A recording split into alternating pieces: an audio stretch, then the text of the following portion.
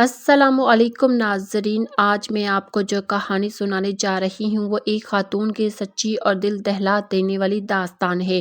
ماں بننے کے صرف 3 دن بعد وہ ایسی دردناک امتحان سے گزری کہ سن کر بھی انسان کانپ اٹھے۔ جب اسے سہارے کی سب سے زیادہ ضرورت تھی تب اس کا سب سے قریبی رشتہ ہی اس کے زخموں کی وجہ بن گیا۔ یہ کہانی تمام مرد حضرات کے لیے نہایت نصیحت آموز ہے، کیونکہ عورت کی کمزوری کو کبھی اس کی مجبوری نہ سمجھا جائے۔ آئے اس حقیقت پر مبنی کہانی خود اس خاتون کے الفاظ میں سنتے ہیں۔ میرا نام صبا ہے۔ میری شادی میرے گھر والوں نے اپنی مرضی سے کر دی تھی۔ یہ شادی بالکل ویسی ہی تھی جیسے ہمارے معاشرے میں ایک عام لڑکی کی ہوتی ہے۔ جب لڑکی جوان ہو جاتی ہے تو اس کے گھر والے اس کے لیے رشتے تلاش کرنا شروع کر دیتے ہیں۔ اگر کسی مناسب نوکری والے اور شریف خاندان کے لڑکے کا نام سامنے آ جائے تو گھر والے سمجھتے ہیں کہ رشتہ ٹھیک ہے اور یوں لڑکی کی شادی طے کر دی جاتی ہے۔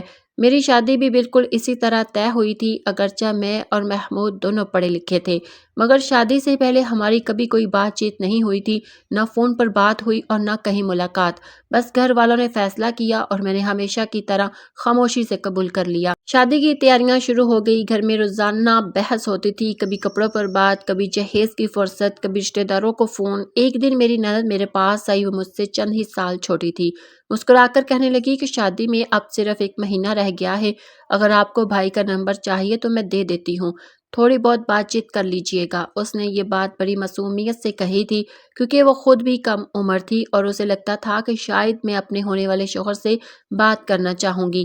میں نے نرمی سے انکار کر دیا۔ میں نے کہا کہ مجھے ضرورت نہیں، نہ میں پہلے کسی لڑکے سے بات کرنے کی عادی تھی اور نہ ہی شادی سے 1 ہفتہ پہلے کسی قسم کی دوستی شروع کرنا چاہتی تھی۔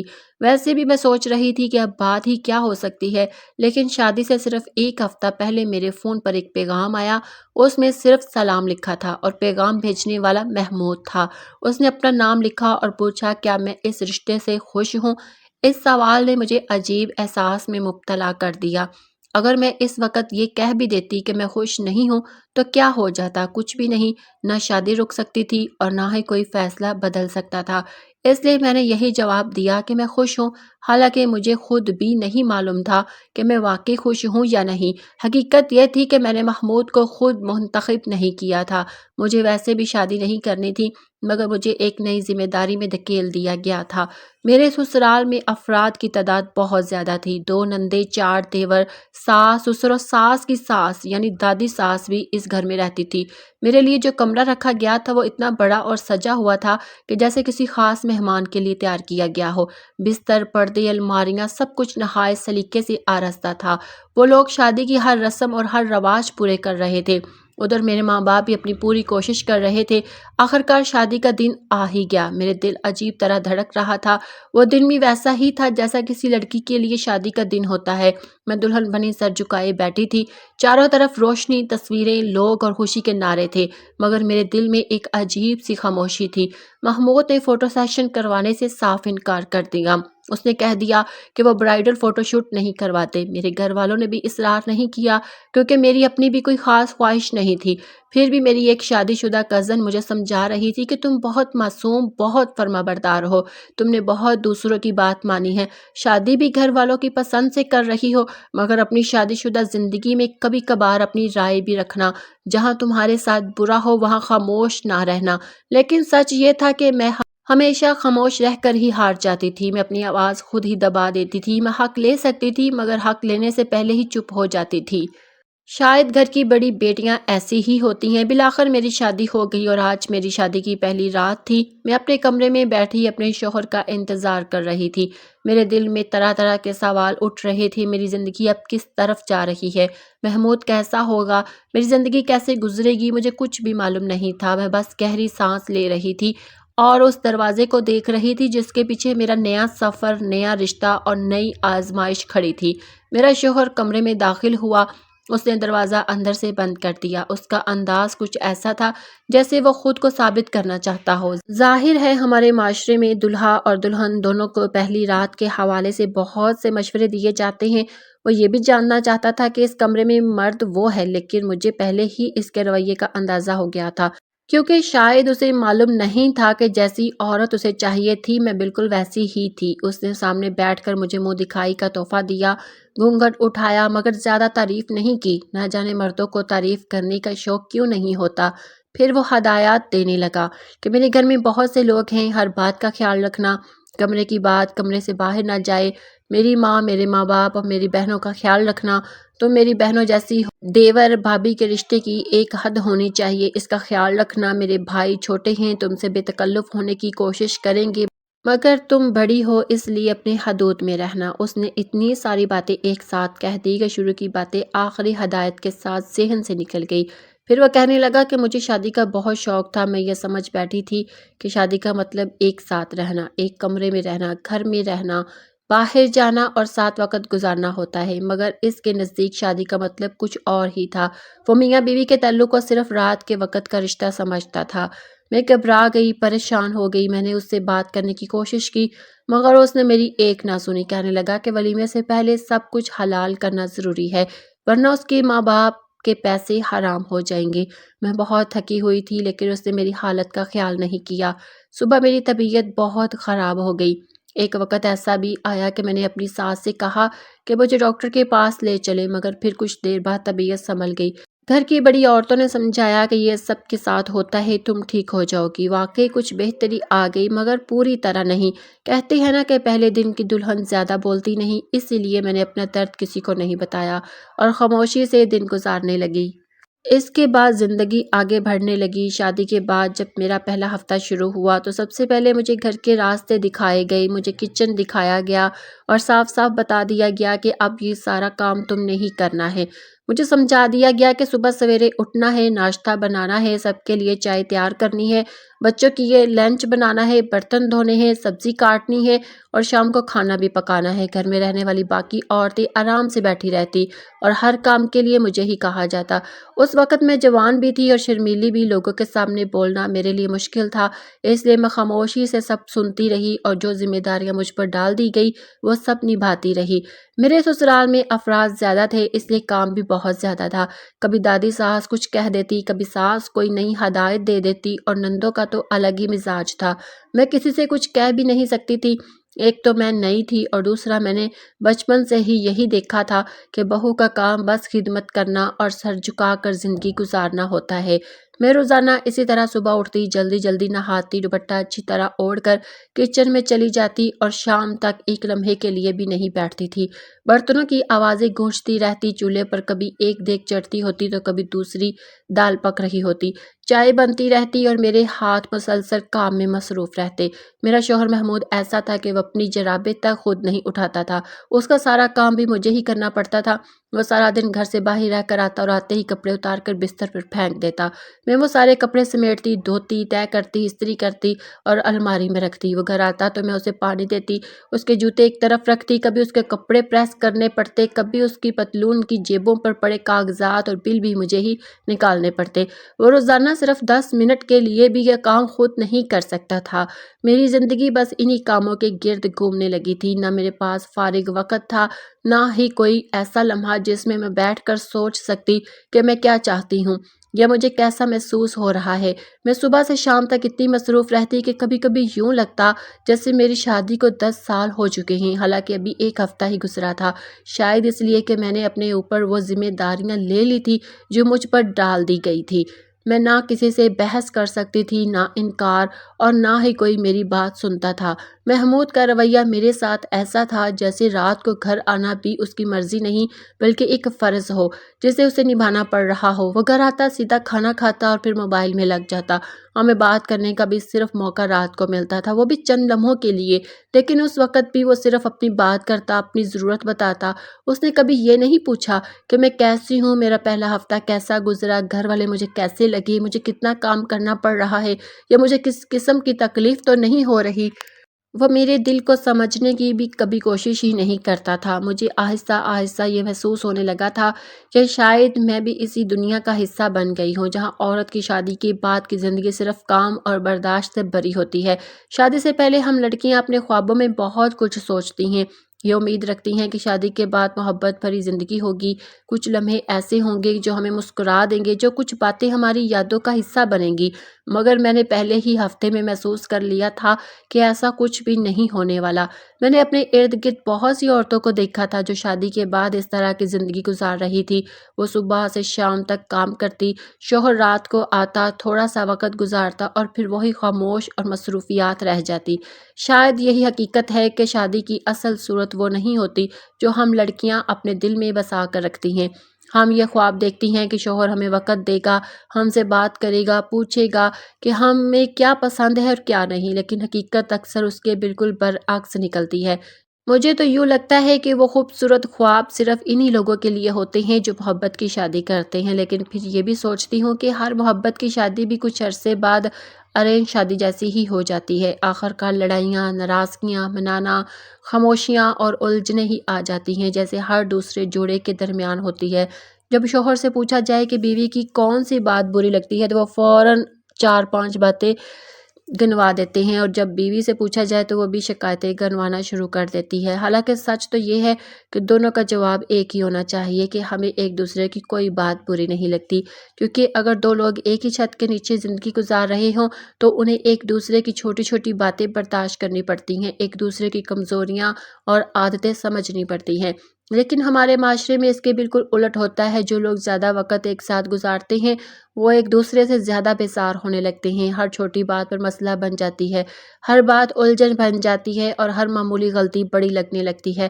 شاید اسی لیے مجھے لگتا ہے کہ ہماری شادی بھی اسی راستے پر چل رہی تھی، جہاں محبت کا کوئی خاص رنگ نہیں تھا، بلکہ صرف روزمرہ کی مصروفیت، تھکن اور ذمہ داری تھی جسے میں دل پر بوجھ بنا کر اٹھائے ہوئے تھی۔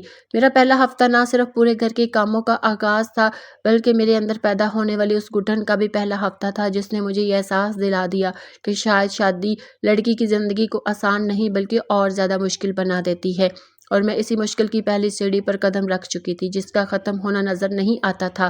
شادی کو ابھی 1 مہینہ ہی ہوا تھا کہ میں نے محمود کو بتایا کہ مجھے ہلکے ہلکے چکر آ رہے ہیں۔ میں 1 ہفتے سے اسے یہی بتا رہی تھی، مگر وہ اس بات پر زیادہ توجہ نہیں دے رہا تھا۔ اسے چاہیے تھا کہ پہلی بار ہی مجھے ڈاکٹر کے پاس لے جاتا، مگر اس نے اس بات کو عام سمجھ کر نظر انداز کر دیا۔ میں خود بھی اب تھکنے لگی تھی کیونکہ گھر کا کام بھی بہت زیادہ تھا اور جسم بھی کمزور ہوتا جا رہا تھا۔ پھر وہی ہوا جس کا مجھے ڈر تھا۔ میں کچن میں دال بنا رہی تھی کہ اچانک مجھے زور کا چکر آیا اور میرے ہاتھ سے دال کا پتیلا چھوٹ کر گر گیا۔ گرم دال میرے پاؤں پر گری اور میرا پاؤں جل گیا۔ میں گھبرا کر وہیں بیٹھ گئی۔ گھر والے دوڑ کر آئے، میرا شوہر بھی آ گیا۔ اس نے مجھے اٹھا کر گاڑی میں بٹھایا اور فوراً ڈاکٹر کے پاس لے گیا۔ ڈاکٹر نے معائنہ کیا تو بتایا کہ میں ماں بننے والی ہوں۔ یہ سنتے ہی سب لوگ خوش ہو گئے کیونکہ یہ اس گھر کا پہلا بچہ تھا۔ ان کی خوشی کی کوئی حد نہ تھی۔ میرے شوہر کا چہرہ بھی خوشی سے کھل اٹھا۔ شاید پہلی بار اس نے مجھے غور سے دیکھا۔ وہ میرے پاس آ کر بیٹھا، میرے پاؤں کی طرف دیکھا اور کہنے لگا، دیکھو تمہارا پاؤں بھی جل گیا تھا اور تم نے مجھے بتایا کیوں نہیں کہ تمہاری طبیعت خراب ہے؟ میں نے جواب دیا، میں تو 1 ہفتے سے بتا رہی تھی۔ وہ کہنے لگا، مجھے لگا یہ کوئی عام سی بات ہوگی۔ پھر اس نے کہا، یہ تو خوشی کی خبر ہے کہ تم ماں بننے والی ہو۔ لیکن اس کے بعد میری ساس نے جو بات کہی وہ میرے دل پر تیر کی طرح لگی۔ اس نے کہا کہ ابھی تو شادی کو صرف 1 مہینہ ہوا ہے اور اس نے پہلے ہی خوشخبری سنا دی۔ اس پر میری دادی ساس نے فوراً جواب دیا کہ آج کل تو اکثر لوگ شادی کے پہلے ہی مہینے میں خوشخبری دے دیتے ہیں۔ اگر یہ 4 مہینے بعد خبر دیتی تو پھر تم کہتے ہو کہ بچوں کا مسئلہ ہے، اب خبر دے دی ہے تو پھر بھی تمہیں مسئلہ ہے۔ دادی ساس نے محبت بھری نظر سے میری طرف دیکھا۔ وہ مجھے کسی حد تک اپنا سمجھتی تھی، شاید اس لیے کہ انہیں اپنی بہت زیادہ پسند نہیں تھی، اسی وجہ سے وہ اکثر میرا خیال رکھ لیا کرتی تھی۔ میں بھی اس سے خوش رہتی تھی کیونکہ شادی کے بعد بہو کو جہاں سے ذرا سا بھی پیار مل جائے وہیں اسے سکون محسوس ہوتا ہے۔ میری ماں نے بھی مجھے یہی کہا تھا کہ پہلا بچہ جلدی پیدا کر لینا تاکہ اس گھر میں تمہارے قدم مضبوط ہو جائیں، آدمی چاہے کچھ وقت بعد ہو۔ اس بات سے میرے دل کو کچھ حوصلہ ملا اور میں خوش ہو گئی۔ لیکن پہلی بار کے حمل خود بھی بہت مشکل ہوتی ہے، ہر دن نیا ہوتا ہے، ہر درد نیا محسوس ہوتا ہے۔ میرے لیے سب کچھ نیا تھا۔ گھر والے کچھ حد تک میرا خیال بھی رکھتے تھے، کبھی کبھی کوئی بات بھی سنا دیتے تھے، مگر مجموعی طور پر میرا خیال رکھا جاتا تھا۔ جب ڈاکٹر نے بتایا کہ میرے ہاں بیٹی پیدا ہونے والی ہے تو میں نے سب کے چہرے غور سے دیکھے۔ ان کے چہروں پر اداسی تو نہیں تھی، مگر وہ خوشی بھی نہیں تھی جو بیٹے کی خبر پر ہوتی ہے۔ انہوں نے کہا، چلو کوئی بات نہیں، بعد میں بیٹا ہو جائے گا اور ساتھ یہ بھی کہہ دیا کہ بیٹی آنا بھی خوشی کی بات ہے۔ دن گزرتے رہے، اب میرے سسرال والے مجھے کہتے تھے کہ کام کم کرو، کہیں آپریشن نہ ہو جائے، کیونکہ ڈاکٹر نے آخری 3 مہینوں میں محمود کو میرے قریب آنے سے پرہیز کرنے کو کہا تھا۔ جب میں نے یہ بات محمود کو بتائی تو وہ پہلی بار واقعی اداس ہوا، لیکن اس نے کہا کہ اگر یہ میری صحت کے لیے بہتر ہے تو وہ صبر کر لے گا۔ اس دن مجھے لگا کہ شاید اسے واقعی میری پرواہ ہے۔ وقت اسی طرح گزرتا رہا اور پھر وہ دن آ گیا جب مجھے زچگی کے لیے ہسپتال لے جایا گیا۔ ڈاکٹر نے بتایا کہ حالات ٹھیک نہیں ہیں اور چھوٹا آپریشن کرنا پڑے گا۔ چھوٹے آپریشن کا مطلب سبھی سمجھتے ہیں۔ میں ڈر گئی کیونکہ میں نے پہلے ہی ایک عورت کو بیٹھے دیکھا تھا جو مجھ سے پہلے آئی تھی اور کہہ رہی تھی کہ اس کا بھی چھوٹا آپریشن ہوا تھا۔ وہ بتا رہی تھی کہ چھوٹے آپریشن سے بہتر ہے کہ آدمی بڑا آپریشن کروا لے کیونکہ اس میں ٹانگوں میں بہت درد ہوتا ہے۔ یہ سن کر میں اور زیادہ گھبرا گئی۔ میرے ہاتھ ٹھنڈے پڑ گئے، دل زور زور سے دھڑکنے لگا۔ میں نے پوری کوشش کی کہ نارمل ڈیلیوری ہو جائے، میں نے ہر درد برداشت کیا، لیکن آخر کار ڈاکٹر نے کہا کہ چھوٹا آپریشن کرنا ہی پڑے گا ورنہ میری بچی کی جان کو خطرہ ہو سکتا ہے۔ آخر وہی ہوا، مجھے ٹانکے لگے، تکلیف بھی ہوئی اور خوف بھی، مگر میری بچی صحیح سلامت دنیا میں آ گئی۔ اس لمحے مجھے لگا کہ ساری تکلیف، ساری پریشانی اور سارے درد کا مقصد پورا ہو گیا۔ میں نے محسوس کیا کہ میری بیٹی کی پیدائش پر زیادہ لوگ خوش نہیں تھے۔ جو لوگ گھر مبارک دینے آ رہے تھے انہیں بھی صرف چائے پلائی جا رہی تھی، چائے کے ساتھ مٹھائی نہیں دی جا رہی تھی۔ حالانکہ یہ خاندان کا پہلا بچہ تھا اور میری پہلی بیٹی، جیسے میں نے کوئی 7 بیٹیاں پیدا کرتی ہوں، اور اب ان لوگوں کو خوشی ہی نہیں ہو رہی تھی۔ اس وقت مجھے اتنا محسوس نہیں ہو رہا تھا، لیکن آج یہ کہانی سناتے ہوئے ضرور محسوس ہو رہا ہے کہ میرے خاندان والے، یہاں تک کہ میرے ماں باپ بھی بہت زیادہ روایتی اور ٹپیکل قسم کے لوگ تھے۔ انہیں بس یہی فکر تھی کہ لوگ کیا کہیں گے، زمانہ کیا کہے گا، دنیا کے دستور اور رسم و رواج کیا ہیں۔ میری اپنی ماں نے بھی کہہ دیا تھا کہ اگر پہلے بیٹا ہو جاتا تو بہت اچھی بات تھی، پھر خیریت سے بیٹی بھی آ جاتی تو اتنا برا نہ لگتا، لیکن کوئی نہیں، اللہ خیر کرے گا، 1 سال بعد پھر کوشش کر لینا۔ میں یہ سب سن کر دل ہی دل میں پریشان ہو رہی تھی، کیونکہ ابھی میں اتنی تکلیف اور درد سے نکلی تھی، بلکہ ابھی بھی درد باقی تھا، اور وہ لوگ 1 سال بعد دوبارہ اسی آزمائش سے گزرنے کی بات کر رہے تھے۔ حقیقت یہ تھی کہ مجھے فوراً مزید بچے نہیں چاہیے تھا، میری خواہش تھی کہ کم از کم 3 سال بعد دوسرا بچہ ہو۔ مگر یہ پہلا بچہ بھی میری مرضی سے نہیں ہوا تھا، مجھے تو خبر ہی نہیں تھی۔ میرے شوہر نے خود ہی اس بارے میں فیصلہ کر لیا تھا۔ ابھی ہماری شادی کو 10 مہینے ہی ہوئے تھے کہ میری گود میں میری 10 دن کی بیٹی تھی، اور میری ساس لوگوں کے سامنے اس طرح شرمندہ ہو رہی تھی جیسے یہ بچی میری نہیں بلکہ کسی اور کی ہو، جیسے یہ ان کے بیٹے کی اولاد نہیں بلکہ کسی اور کی اولاد ہو۔ وہ کہہ رہی تھی کہ پتہ نہیں اتنی جلدی کیسے ہوگی، دراصل ہم نے 7ویں مہینے ہی ڈیلیوری کروا لی تھی، کوئی مسئلہ ہو گیا تھا۔ وہ لوگوں سے جھوٹ بول رہی تھی کہ 7ویں مہینے میں ڈیلیوری ہوئی ہے، حالانکہ میری بیٹی پورے 9 مہینے کی تھی۔ شاید وہ لوگوں کو یہ بات کروانا چاہتی تھی کہ یہ اتنی جلدی نہیں ہوئی، کہیں لوگ یہ نہ سمجھے کہ ان کی بہو شادی سے پہلے ہی ماں بننے والی تھی۔ نہ جانے ہمارے معاشرے میں کیسی کیسی باتیں اور سوچیں پائی جاتی ہیں، لیکن اصل بات جو ہونے والی تھی، جو میرے شوہر نے کرنی تھی، اس کا مجھے کوئی اندازہ نہیں تھا۔ میں تو بالکل انجان بیٹھی تھی۔ گھر والے میری بیٹی کو زیادہ سنبھال نہیں رہے تھے، بس اتنی مہربانی کی گئی تھی کہ مجھ سے گھر کا کام نہیں کروایا جا رہا تھا۔ کہا گیا کہ اپنا اور اپنی بیٹی کا خود خیال رکھو، جیسے یہ کوئی بہت بڑا احسان ہو۔ سب کچھ نیا تھا اور سب کچھ بہت بھاری بھی۔ کبھی دائیں کروٹ لیتی تو ٹانکوں میں درد اٹھتا، کبھی بائیں کروٹ لیتی تو پیٹھ سے پسینہ بیٹھ اٹھتا۔ بچی کو گود میں اٹھانا، دودھ پلانا، صاف کرنا، بار بار جاگنا، یہ سب میرے لیے کسی امتحان سے کم نہ تھا۔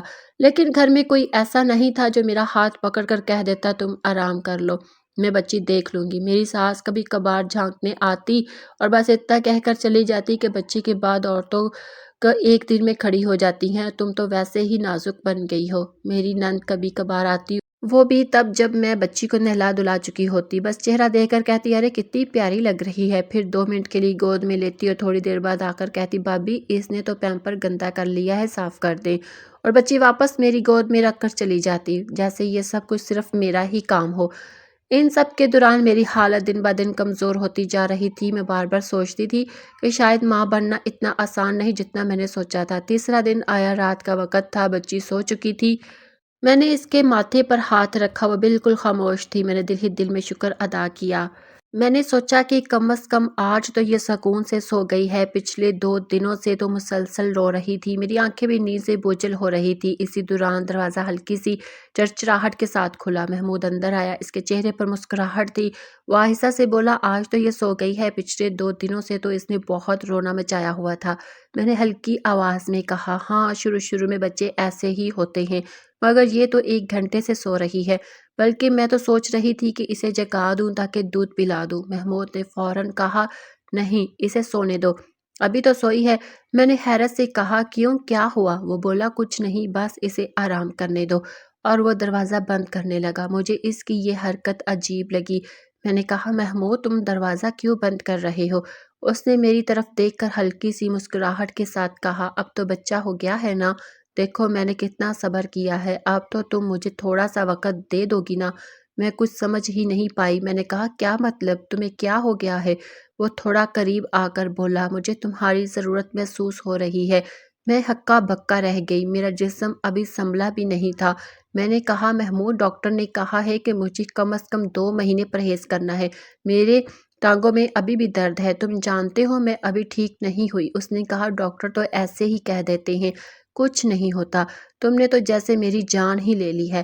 میں نے ڈرتے ہوئے کہا، تم کیا کہہ رہے ہو محمود؟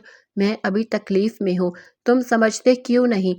اس نے میرے چہرے کو دونوں ہاتھوں میں پکڑ کر کہا، بس ایک بار میری بات مان لو، کچھ نہیں ہوگا، میں ہوں نا، تم ڈرو مت۔ میں نے بار بار روکا، کہا، نہیں محمود پلیز ایسا مت کرو، میری طبیعت خراب ہو جائے گی، مگر اس نے میری ایک نہ مانی، اور وہ رات میری زندگی کا سب سے دردناک لمحہ تھی، ایک ایسا وقت جس سے میں نے کبھی بھلا نہ سکتی۔ میرا جسم چیخ رہا تھا، مگر میری آواز کسی نے نہیں سنی۔ میرے آنسو تکیے میں جذب ہو گئے، میں درد سے کانپتی رہی اور وہ اپنی ضد پر قائم رہا۔ میرے جسم سے خون بہنے لگا۔ میں نے دھندلی آواز میں کہا، محمود بس کرو، مجھے بہت درد ہو رہا ہے، مگر وہ تب تک نہ رکا جب تک میں بالکل بے جان سی نہ ہو گئی۔ جب اس نے دیکھا کہ مجھے سانس لینے میں مشکل ہو رہی ہے تو وہ گھبرا گیا، میرے ہاتھ ٹھنڈے پڑ گئے تھے، میں بے ہوش ہونے لگی۔ وہ فوراً اٹھا، دروازہ کھول کر چیخنے لگا، کوئی ہے، ڈاکٹر کو بلاؤ، میری بیوی کی حالت خراب ہو گئی ہے۔ سب لوگ بھاگتے ہوئے آئے، مجھے فوراً ہسپتال لے جایا گیا۔ ڈاکٹر نے فوراً معائنہ کیا اور غصے سے کہا، ٹانکے کھل گئے ہیں، یہ کیسے ہوا؟ میرے شوہر کے پاس کوئی جواب نہیں تھا، اس کے چہرے کا رنگ اڑ گیا۔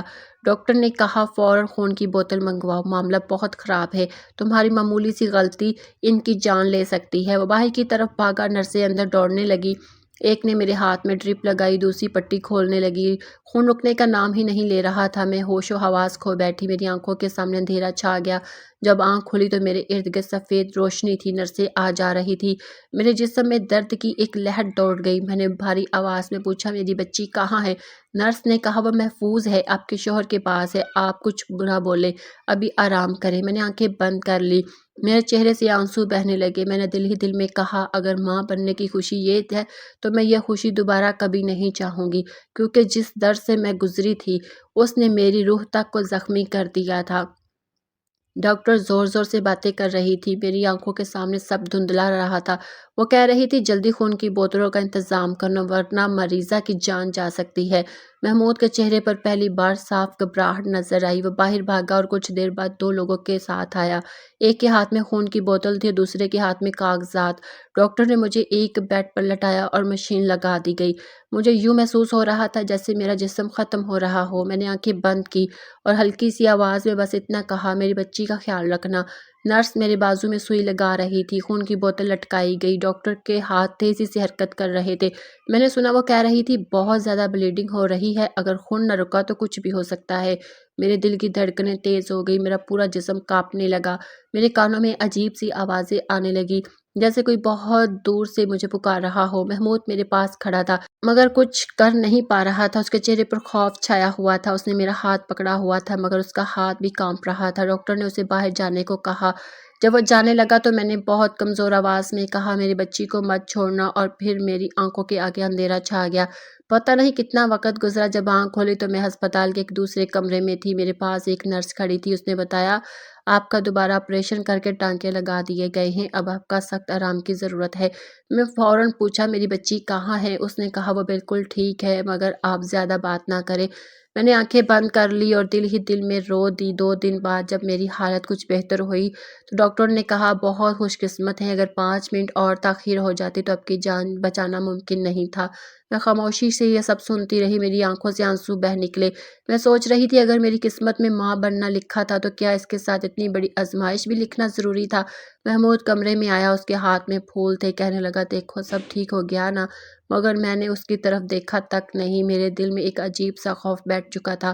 میں کہنا چاہتی تھی کہ تمہارے ایک لمحے کی ضد نے مجھے موت کے دھانے میں پہنچا دیا، مگر میری زبان ساتھ نہیں دے رہی تھی۔ میں نے صرف اتنا کہا اب مجھے اکیلا چھوڑ دو۔ وہ بولا تم ناراض ہو؟ میں نے آنکھیں بند کر کے منہ دوسری طرف کر لیا۔ رات کو جب سو گئے تو میری بچی جاگ گئی، اس نے ہلکی سی آواز میں رونا شروع کیا۔ میں بڑی مشکل سے اٹھی اور اسے گود میں لیا، میرے ٹانکوں میں ابھی بھی درد تھا۔ میں نے اسے سینے سے لگایا تو میری آنکھوں سے آنسو بہنے لگے۔ میں نے کہا بیٹی تم میری جان ہو، تمہارے لیے ہی میں نے یہ سب برداشت کیا ہے، میں تمہیں کبھی اکیلا نہیں چھوڑوں گی۔ صبح ہوئی تو نند کمرے میں آئی اور طنزیہ لہجے میں بولی بھابی آپ تو بڑی ناز نخرے والی بن گئی ہیں، ڈاکٹر نے بتایا ہے کہ دوبارہ ٹانکے لگے ہیں، خیر جوان عورت ہو ٹھیک ہو جاؤ گی۔ میں نے کچھ نہیں کہا، بس خاموشی سے بچی کو دودھ پلاتی رہی۔ میرے دل میں بس ایک ہی دعا تھی کہ میری بچی ہمیشہ سلامت رہے۔ دن گزرتے گئے مگر وہ رات میرے دل سے کبھی نہیں نکلی۔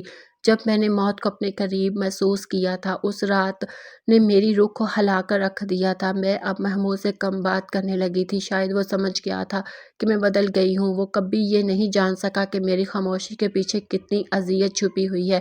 جب میں گھر واپس آئی تو سب کے چہروں پر وہ سختی بھی تھی جو ڈانٹ کے بعد رہ جاتی ہے، اور وہ فکر بھی جو کسی حادثے کے بعد دل میں گھر کر جاتی ہے۔ میرے شوہر کا رنگ اب تک فاقہ تھا، اس کے چہرے پر پچھتاوے کی لکیریں اس طرح بنی ہوئی تھی جیسے کسی نے انگلی سے مٹی میں نقش کھینچ دیا ہو۔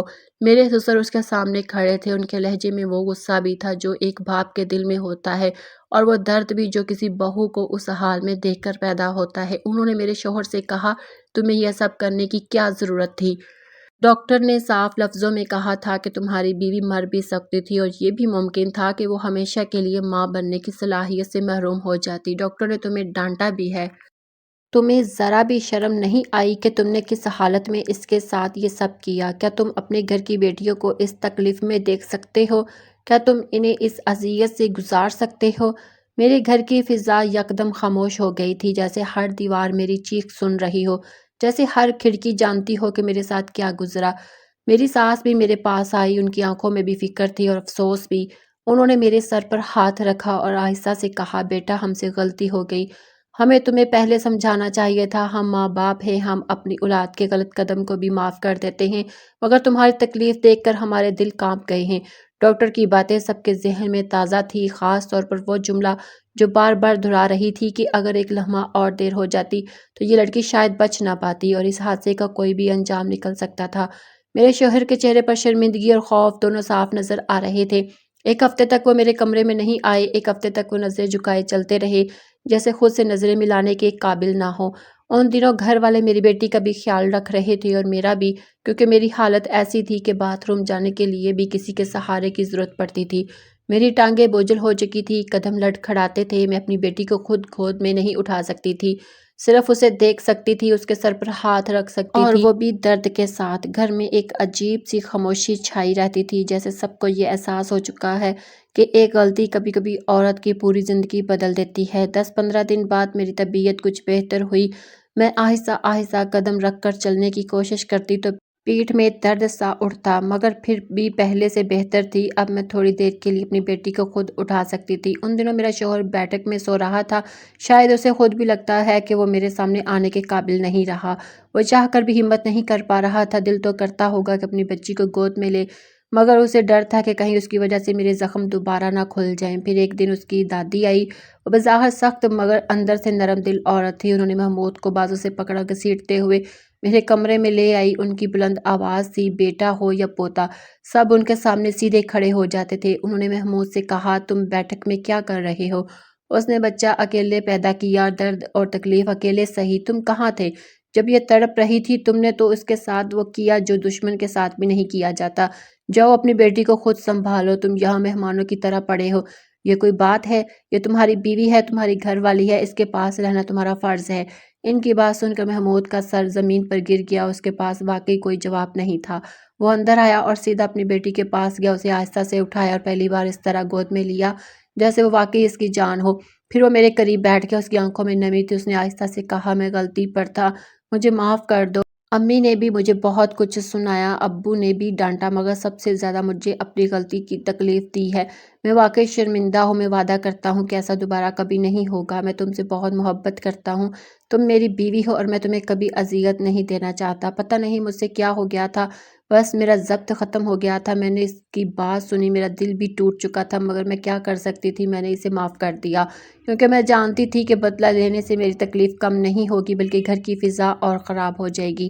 میں نے آنکھیں بند کرتے ہوئے کہا، ٹھیک ہے محمود، میں نے تمہیں معاف کیا، بس دوبارہ کبھی ایسی غلطی نہ کرنا۔ اس دن کے بعد وہ کمرے ہی میں سونے لگا۔ رات کو جب بچی جاگتی تو وہ اکثر پہلے اٹھ جاتا، اسے اٹھا کر باہر لے جاتا، کبھی ٹہلتا، کبھی پیار کرتا، کبھی اس کے گال چوم لیتا۔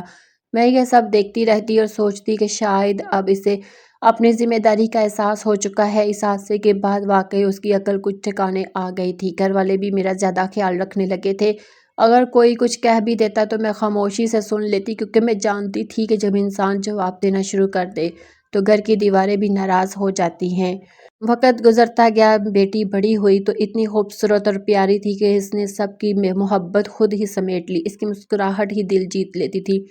کبھی تایا اسے اٹھا کر باہر لے جاتے، کبھی اس کے لیے کچھ لے آتے، کبھی پھپھو اسے پیار کرتی، کبھی دادا اپنے ہاتھوں سے اسے کھانا کھلاتے۔ سب اس کے دیوانے ہو گئے تھے اور وہ سب کے چہروں پر مسکراہٹ بکھیرتی رہتی تھی۔